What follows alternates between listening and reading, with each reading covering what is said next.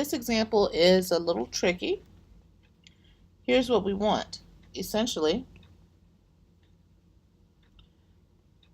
So suppose our index is k, right? When k equals 1, we want our term to be 1. When k equals 2, we want our term to be 5. K equals 3, our term is 1. K equals 4, our term is 5. K equals 5, our term is 1. K equals 6, our term is 5. Okay, so that's essentially what we want. And a way to describe this behavior is to look at it like we are adding 4, adding 0, adding 4, adding 0, adding 4. Right, so we need to figure out a way to say that we are adding 4 or that we're adding 4 or 0 for each term based on the index I.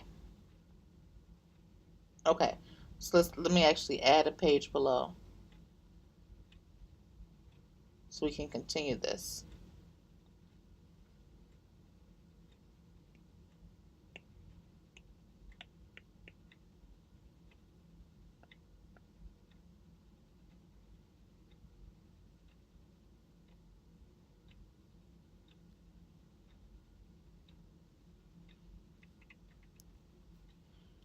So here's how we do this. Think about when you're able to have a function that oscillates between 4, 0, 4, 0, 4, 0.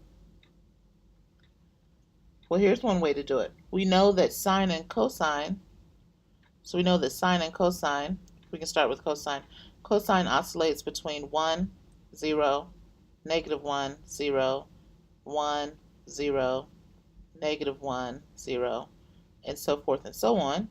So perhaps we could modify that, maybe stretch it out to make it 4, 0, -4, 0, 4, 0, -4, 0.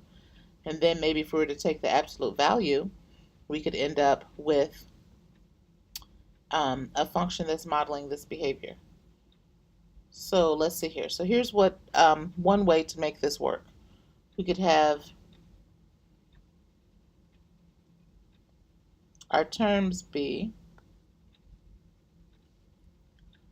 1 plus 4 times the absolute value of cosine of k times pi over 2. And then k starts at 0. Oh, actually we don't want k to start at 0, because if k starts at 0, then we have, for k equals 0, 1 plus 4 times the absolute value of cosine of 0, which would be 5. We want to start at 1. So let's start at k equals, what if k equals 1? So if we start at k equals 1, then we've got 1 plus, our first term is going to be 1 plus 4 times the absolute value of cosine pi over 2. And now what is cosine of pi over 2? I like to use the unit circle. So cosine of pi over 2 is going to be the x value, which is 0. Right, so that's going to be 0. So we will have the correct term. We'll have the term that we want, which is 1. Okay, so now the issue is, when are we going to stop? Well, I'm going to go back here to my my unit circle, and if I'm starting at 1, that's 1. Okay, then for k equals 2, I'm going to end up here. That's k equals 2. K equals 3 here. K equals 4 here. K equals 5 is here. K equals 6 is here. So I'm going to stop at k equals 6.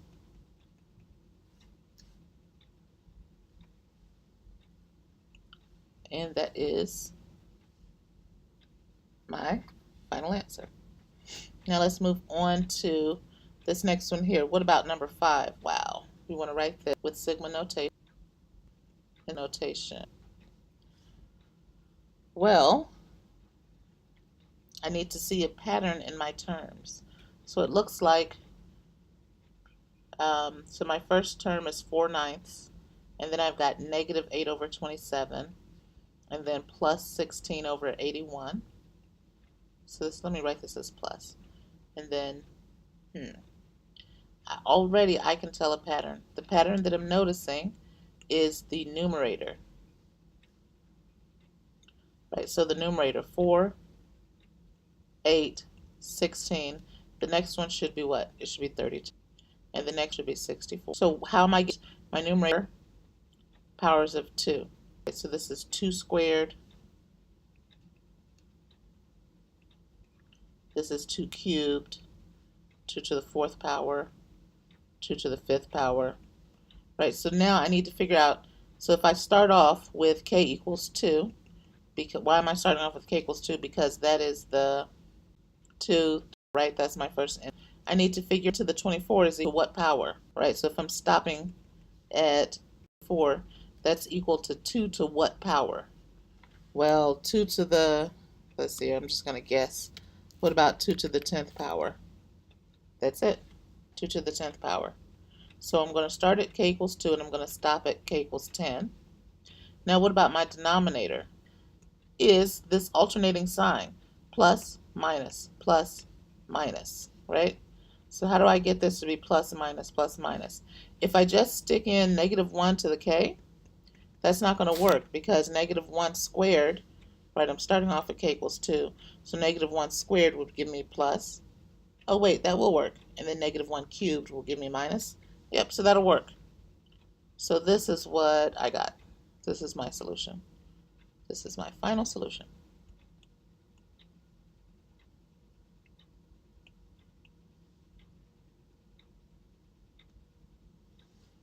All right. So let's look at this next one here. It's 2 minus 7 plus 12 minus 17.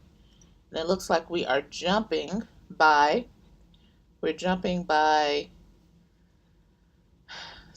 has like something to do with 10. So we know we want this to be the sum, so because we're adding. Now the issue is, what are we adding? Let's see here.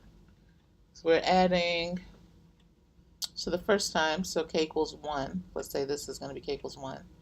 K equals 2 is going to be 7. K equals 3 is going to be 12. K equals 4 is going to be 17. So let's see here. So 1, 2, 3, 4. How do I get those numbers to be 2, 7, 12, 17? What if I'm, do you see how from here to here is plus 5? From here to here is plus 5. Here to here is plus 5. So let me add 5 times k to 2. Okay.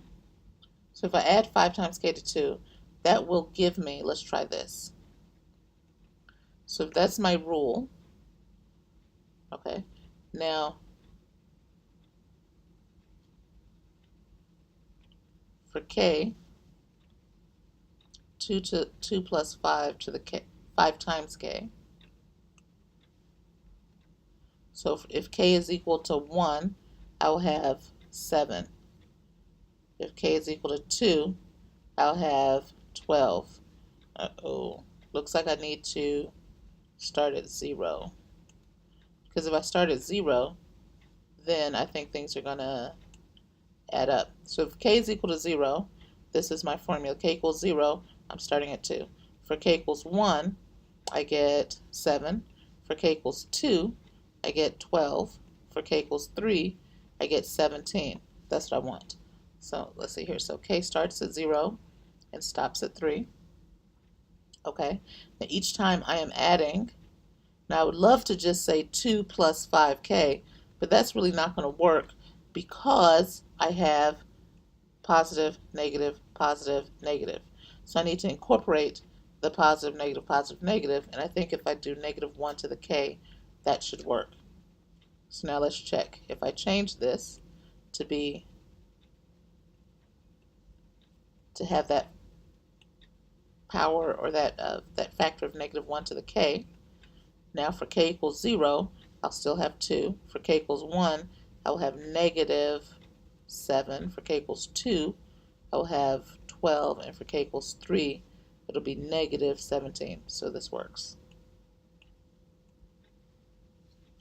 All right.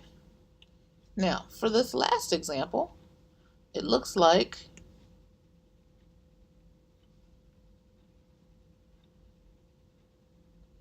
this one is difficult because we're used to having numbers to work with as opposed to having variables to work with. But this one actually isn't that bad because each time, right, each term, so if this is what I want for my term for k equals 1, and if this is what I want for k equals 2, and this is what I want to add up for k equals 3, this is going to be my term for k equals n.